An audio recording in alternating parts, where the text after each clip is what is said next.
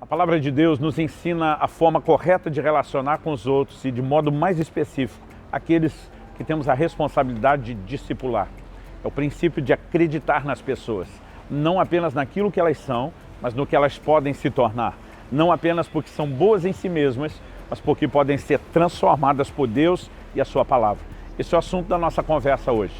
Acredite nas pessoas.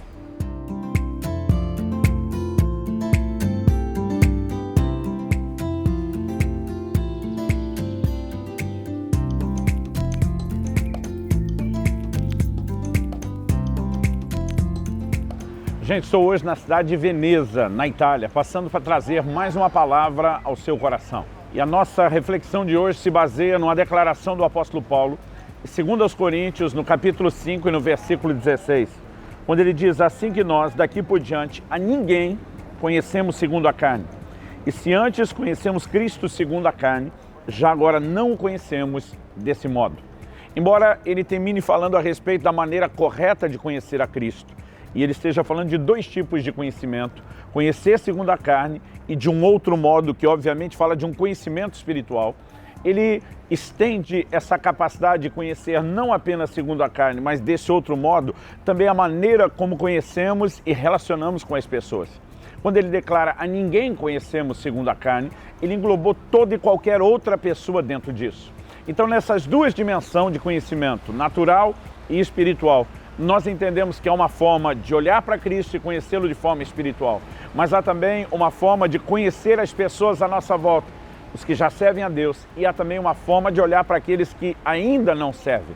Acredito que todo cristão deveria olhar para alguém próximo de si, não convertido, sempre com a expectativa e a fé de que eles não apenas podem, mas que chegarão a se converterem. Eu creio que essa é a linguagem do apóstolo Pedro, quando fala para as mulheres, dizendo: olha, se alguma de vocês tem um marido que ainda não obedece à palavra, aquele termo ainda mostra que deveria alimentar. Olha, até agora não aconteceu, mas pode acontecer a qualquer hora, pode acontecer a qualquer momento. Se nós aprendemos a olhar da forma correta para as pessoas, com uma percepção espiritual, com olhos de fé, nós poderemos enxergar realidades diferentes que dizem respeito ao futuro dessas pessoas. Mas também, quando entendemos a responsabilidade que nos foi dada por Jesus, de fazer discípulos, de não apenas evangelizar, mas ajudar essas pessoas a consolidarem-se na fé, a crescerem depois. E isso não é uma responsabilidade de um pastor de igreja. Isso é um comissionamento dado a todo e qualquer cristão em qualquer lugar. Então, se vamos trabalhar o crescimento das pessoas, nós precisamos aprender a olhar para essas pessoas da forma correta. Nós precisamos a conhecê-las não segundo a carne.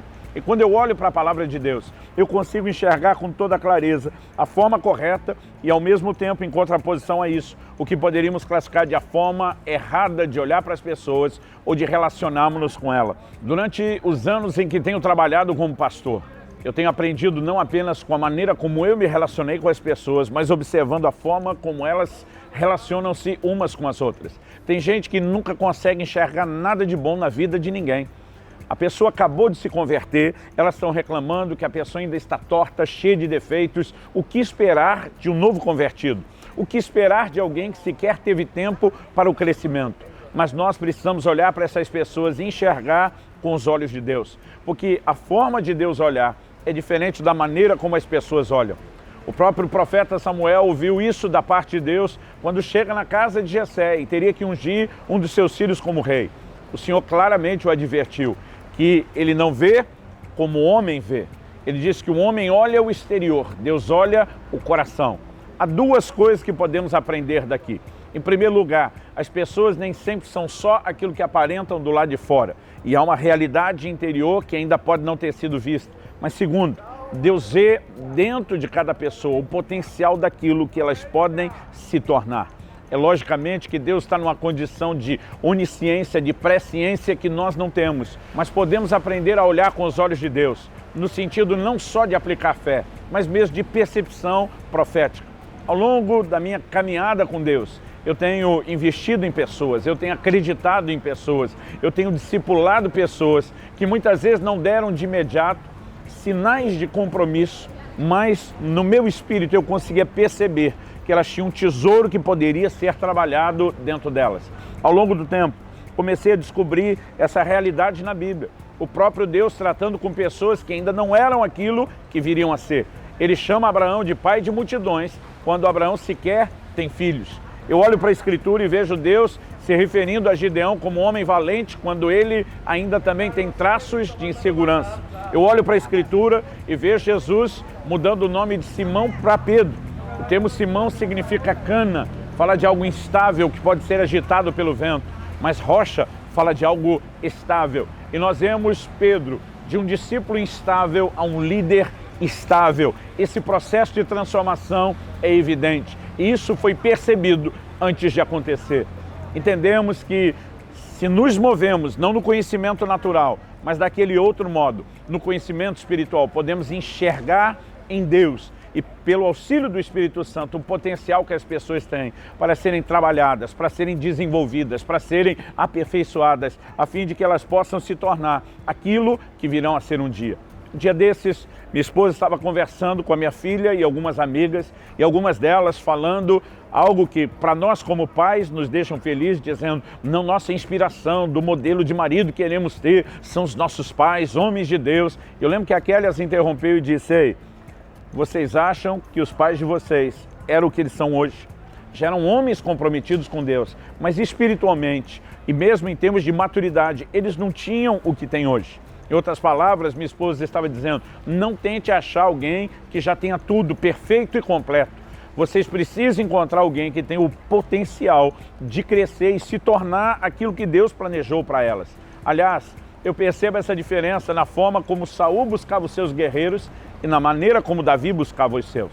A palavra de Deus nos declara em 1 Samuel, capítulo 14, versículo 52, que toda vez que Saul encontrava um guerreiro valente, um homem que demonstrava destaque, ele o alistava no seu exército. Saul era o tipo de gente que estava sempre à procura de guerreiros prontos. A diferença entre ele e Davi é que Davi recebe na caverna de Adulão, onde ele está se escondendo. A Bíblia fala que ele recebe cerca de 400 homens, todos fugindo dos seus problemas. A Bíblia os define como homens levianos. A Bíblia fala dos endividados, fala dos amargurados de espírito. Eles nem de longe pareciam ser a elite, mas foram esses homens que, trabalhados por Davi, obviamente com ação e intervenção de Deus, mas debaixo de uma mentoria específica de Davi, se tornam no maior exército que nós conhecemos na Bíblia, um dos maiores exércitos de conquista, homens que compunham a elite do exército de Davi no futuro, que se tornaram grandes conquistadores, porque as pessoas têm potencial de mudança, não por si mesmas. Não estamos proclamando uma mensagem humanista, que o homem é bom por si mesmo, mas falamos a respeito de como, entendendo a palavra de Deus e moldados pela graça de Deus, as pessoas podem se tornar algo diferente. E para isso, vamos precisar não apenas ter os olhos de fé, não apenas entender que a maturidade e o crescimento é um processo, mas vamos precisar, ao longo do processo no qual aplicamos fé, ter paciência. E falando a respeito disso, há um texto da Bíblia que me chama a atenção, em Gálatas capítulo 6, verso 1. A Bíblia diz: irmãos, se alguém for surpreendido em alguma falta, vós que sois espirituais, corrigiu com espírito de brandura ou de mansidão, e guarda-te para que não sejas também tentado. Em outras palavras, ele não fala de alguém que acorda de manhã pensando em estragar tudo. Ele fala de alguém que foi surpreendido por alguma falta, que ao longo do caminho tropeçou, mas ele fala de um espírito de mansidão. Ele fala de brandura para tratar com essas pessoas. E nós precisamos aprender a usar de paciência para com todos. Alguns comportamentos distintos requerem da nossa parte também atitudes específicas. Por exemplo, escrevendo aos Tessalonicenses, o apóstolo Paulo diz que nós temos que admoestar o insubmisso, mas nós temos que consolar o desanimado. Em algumas igrejas nós fazemos o contrário. Nós consolamos o insubmisso e admoestamos o desanimado. Não, cada um precisa de um trato específico. Mas uma coisa que serve para todo mundo é quando ele termina dizendo: e sejais pacientes para com todos. Toda e qualquer pessoa, em qualquer tipo de comportamento, deveria receber da nossa parte paciência. Gente que acredita na mudança e na transformação e sabe que ela não é um processo, entende que existe a necessidade de prazo, de tempo para que isso aconteça e sabe aplicar, junto com a fé, que vê o resultado final, a paciência de esperar que isso aconteça. Olhando para as Escrituras, eu me sinto muito encorajado com a própria forma como Jesus trabalhou com os seus discípulos. não eram pessoas de destaque, eram rudes pescadores, a maioria deles. Alguns até transpareciam ter um certo potencial, mas jamais teriam se tornado aquilo que se tornaram, sem que alguém acreditasse, sem que alguém investisse. Não significa que acreditar em alguém não demandará a cooperação da pessoa. Não significa que ela não tenha responsabilidade. Judas teve a mesma oportunidade que todos os outros 11 apóstolos e não aproveitou. No entanto, Jesus lhe deu oportunidade mesmo assim. Ao longo da minha caminhada, já acreditei em gente que não vingou. Já acreditei em gente que desistiu no meio do processo e não quis ir até o fim. Mas acreditei em muita gente que vingou, que deu certo, que cresceu. E isso nos inspira. A visão de discipulado é algo que não depende de um estilo, de uma determinada igreja, de um modelo de trabalho, é uma ordem para todo cristão. Deveria ser praticada por todos. E para ser praticada, vai requerer de nós os olhos de fé, vai requerer de nós o entendimento de que é um processo para o amadurecimento e de que aquilo que deve nortear o nosso comportamento durante o processo, além de fé, é paciência. Com o coração correto e o investimento certo, podemos ajudar muita gente a crescer. Então aqui termino dizendo, acredite nas pessoas, acredite no potencial delas de serem moldadas e mudadas para a glória de Deus.